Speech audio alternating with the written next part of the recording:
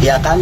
Dia bertindak sebagai negara karena dia sudah punya pengaruh di negara itu dengan menempatkan antek-anteknya tadi. Salah satunya seperti Tempo itu tadi ya, gitu loh. Nah, supaya bisa menang dalam permainan catur ini, maka Soros dia juga ikut andil dalam merubah permainan catur, begitu loh, ya kan? Jadi ketika peraturan permainan caturnya ini hanya diketahui oleh negara dan juga oleh Soros. Soros itu salah satunya sebagai pemainnya, begitu loh ya. Nah, kalau orang sudah tahu aturan mainnya, sedangkan pemain belum tahu, maka potensi untuk bisa memenangkan permainan catur ini lebih besar, begitu ya. Nah, sekarang kita masuk kepada langkah-langkahnya. Satu, langkah yang dilakukan Soros dalam permainan ini adalah memprediksi perubahan aturan. Soros tahu pemerintah akan merubah aturan dengan antek-anteknya di pemerintahan kan.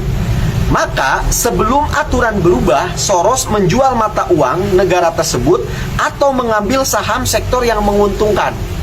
Jadi Soros tahu duluan nih, sebelum pemain lain tahu, dia udah tahu duluan aturan mainnya ini akan dirubah nih sama negara tersebut.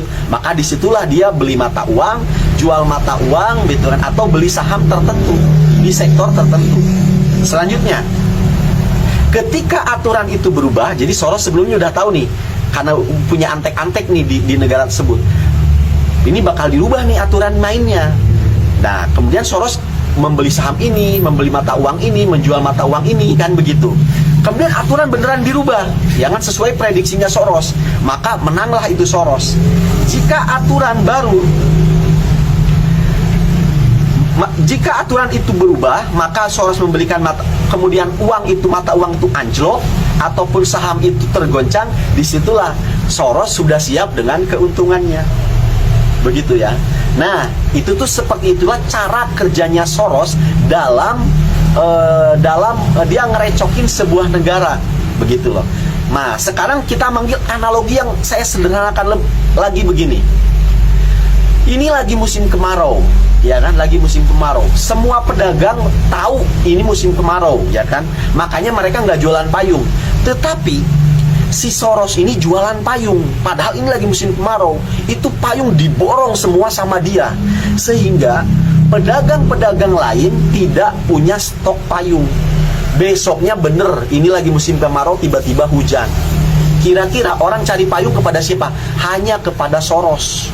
Karena itu payung sudah dimonopoli oleh si Soros. Pedagang-pedagang lain tidak jualan payung.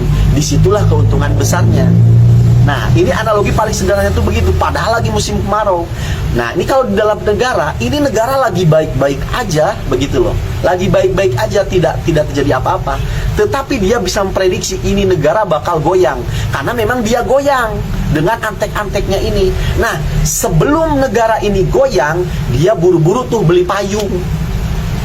Nah, ketika goyang, orang-orang cari payung hanya kepada dia, bukan kepada penjual lain. Bagaimana cara dia menggoyang negara? Dengan antek-anteknya tadi. Sampai sini paham? Oke. Sekarang korelasinya terhadap Deddy Mulyadi. Coba perhatikan. Dari apa saja yang dimiliki oleh Soros di Indonesia, kaki tangannya salah satunya kan media, demokrasi, dan HAM, kan? Tiga unsur ini yang saya bacakan tadi datanya di awal. Coba serangan kepada Deddy Mulyadi, HAM, demokrasi, ya kan, dan media. Nah, kenapa Deddy Mulyadi harus diserang dari sekarang?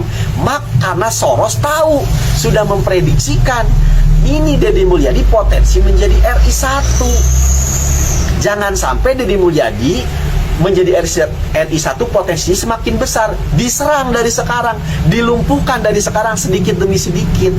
Misalkan kakinya dulu sebelah dilumpuhkan, kemudian kaki yang kedua, begitu loh. Nah, ini tahap-tahapan awal yang dilakukan Soros, begitu loh. Karena apa? Kalau orangnya seperti Deddy Mulyadi yang memimpin negara ini, dia tidak bisa memegang kendali negara. Jadi ketika kemarau, dia tidak bisa dengan tiba-tiba menurunkan hujan. Maka negara ini akan baik-baik saja tanpa dikendalikan oleh Soros. Padahal Soros maunya negara ini dikendalikan dia, supaya dia bisa mulus. Jual beli mata uang, jual beli sahamnya itu di situ. Sampai sini sudah ngeh ya, sudah nyambung nih bagaimana Soros menjegal Deddy Mulyadi itu dari sekarang dengan antek-anteknya tadi itu di bawah itu. Memang benar atas namanya independen jurnalisme, atas nama HAM, anti korupsi, padahal yaitu untuk ngompor-ngomporin masyarakat supaya menjadikan tuduhan, membentuk opini negatif terhadap pemimpin itu, seakan-akan dia itu malaikat begitu loh, tapi punya nilai punya niat terselubung iblis begitu loh. Makanya hati-hati dengan propaganda asing ini. Kalian sebagai netizen harus mulai cerdas. Ancaman kita ini bukan lagi di antar anak bangsa, tetapi sudah dari internasional. Salah satunya dari George Soros ini. Ingat, tadi negara-negara yang saya sebutkan itu negara-negara besar loh. Bisa jatuh juga gara-gara orang satu ini. Apalagi Indonesia. Hati-hati. Terima kasih karena sudah menyimak. Semoga